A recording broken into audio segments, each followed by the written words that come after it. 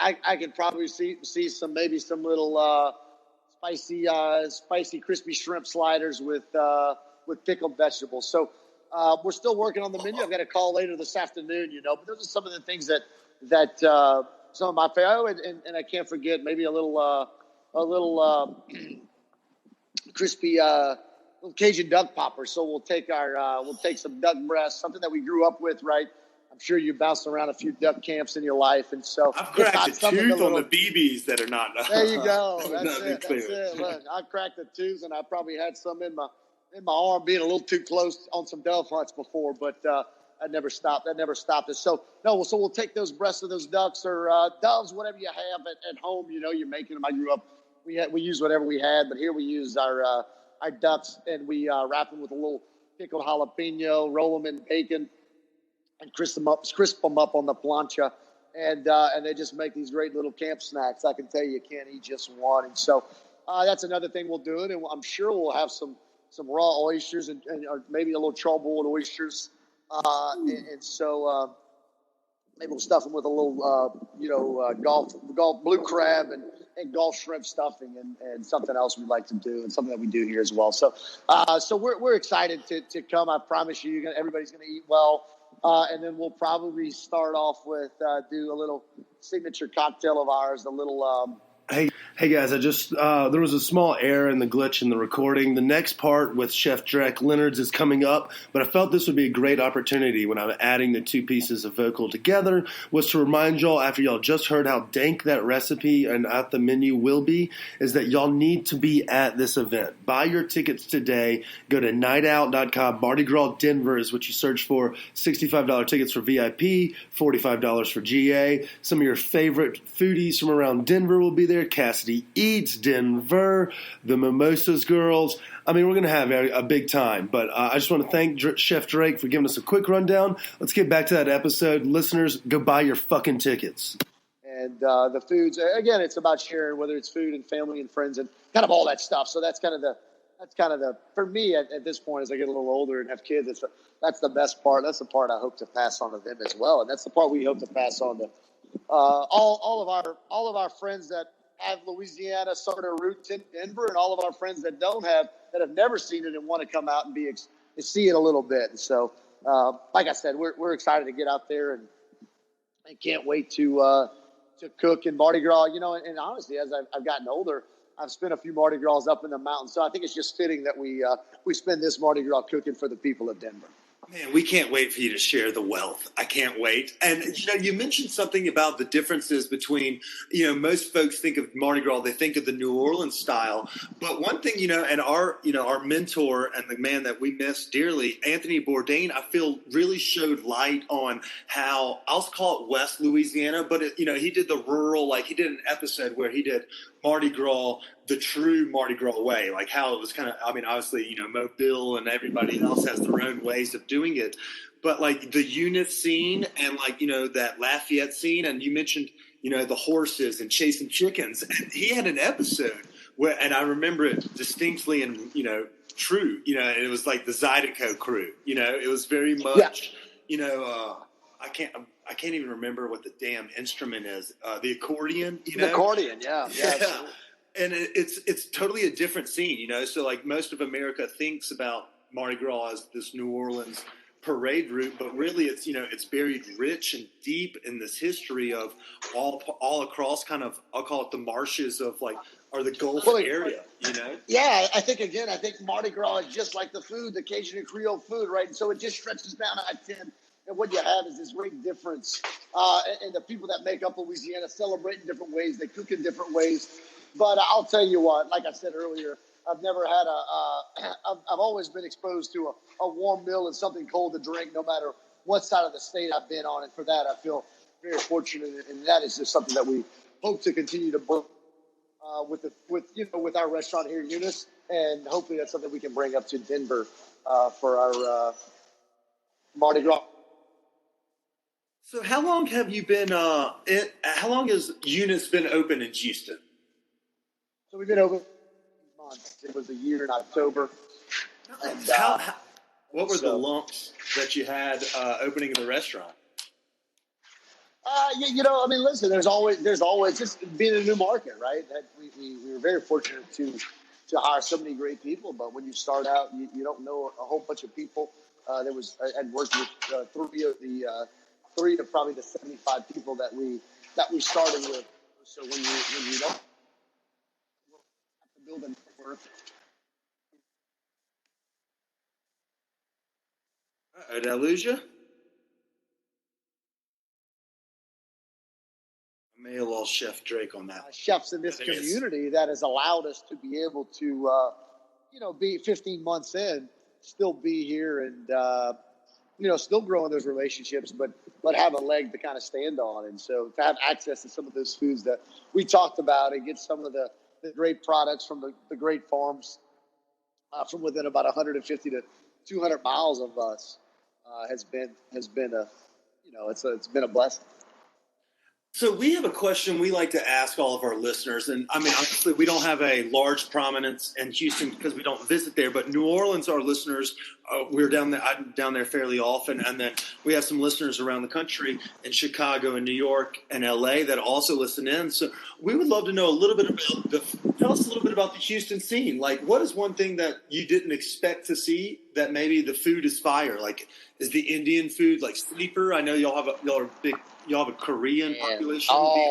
Listen, the Indian food is amazing for our family, kind of our managerial family sort of holiday thing. I took our management staff to eat Indian food, and it was just the best. It was so great to sit around a table for us that we all took a night off and gathered our families together and broke bread at a little Indian restaurant down the street, and so that's amazing. But there's some Chinese food, there's some Vietnamese food.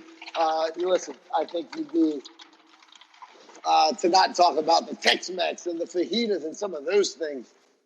Which I didn't. Dude, fresh tortillas are so dankest. I mean, they're the dankest things in the world.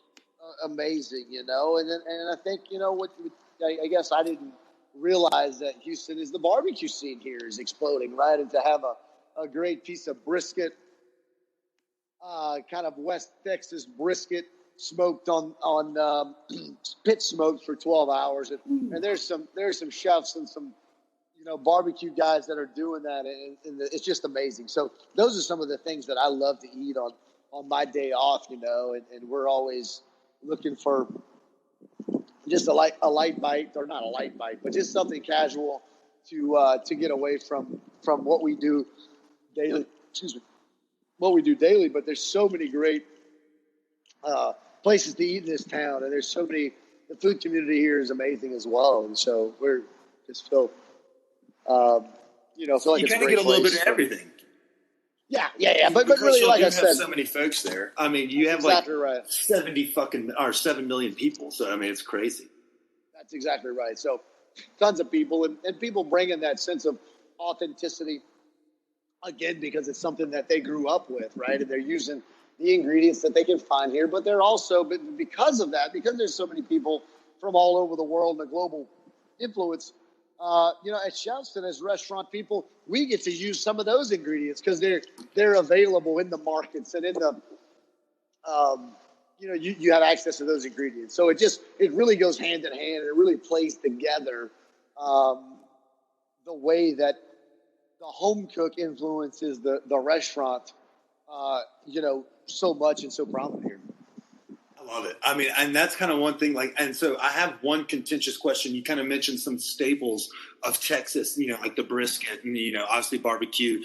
Those fuckers love it down there. Absolutely. Bean-free chili, things of that nature. And I'm not shitting on any of those things. I love them all. Shout out to our boy, Daniel Vaughn. He's the barbecue snob. He's the guy that rides around, driving around, tasting barbecue. And I was like, absolutely. you've got it made. But here's a question for you. And I think, this may be contentious, at least for me, but I feel like it's a Texas thing as well, is when they fucking coat the outside of the crawfish. So they throw a Tony Chachere or the crab boil seasoning on after they cook it. I mean, obviously using it while they cook it, but afterwards. What's your stance on dry seasoning on the outside of crawfish? I mean, I like them. I like them soaked. But honestly, again, I think that again, it's about the boiling crawfish and being in a crawfish bowl. I don't really care. I'm indifferent when it comes to all these things. And so when I'm cooking them, I do them cold beer, right?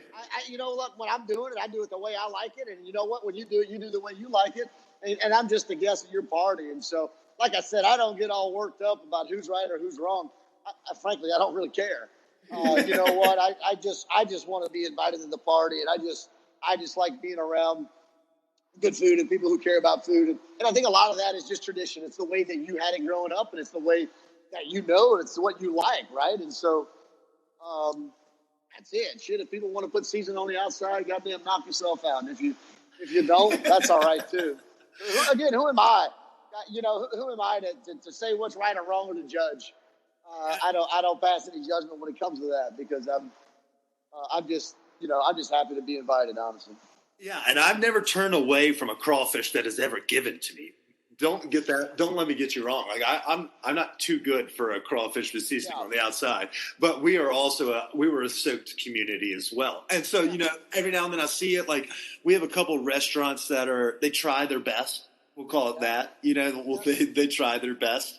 And so when I see a couple things, it irks me, but it just reminds me of the quality time that you get at home. You're like, fuck, I miss the camaraderie and, the sitting around the boil and literally just sitting there drinking. And like, what crazy vegetable can we try to throw? Like, let's throw in okra, and then let's try maybe some green beans, asparagus. I feel like every green vegetable fucks hard with crawfish. Yeah, absolutely. It's just perfect. It's perfect. So I couldn't agree more. So let me ask you a question for our Colorado fans out here. You mentioned you spent a couple of Mardi Gras in the Rockies.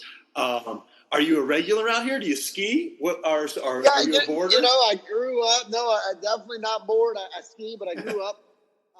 It started when I was, Crescent View, probably when I was 4 years old. And so I've been skiing for a long time. Whenever we had the opportunity, and as kids, we did it growing up, and I've continued to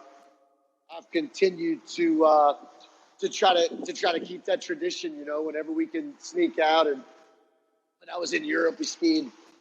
Kind of got a chance every time we could break away and get on the bump. And so this year I'll take my little boy. So he's 4, so it'll be his first year. So we'll put him on the hill and see how he does. He may not like it, but I think he's going to like it. And so I'd like to teach him young. I think it's something that it's an activity that you can do for a long time, and any sort of outdoor, activity to spend with our friends. It's kind of like, for me, it's like cooking. It all goes kind of hand in hand, right? Spending time together, whether it's with a meal or whether it's on the big hill, is all kind of runs together. So that's what I love. Look, I love to ski wherever. I haven't met a crawfish bowl, like a gumbo. I've never had a bad day on the hill, So I mean, I think it's kind of like what golfers say. Like a bad day on golf course is still a better day doing anything else. That's pretty much.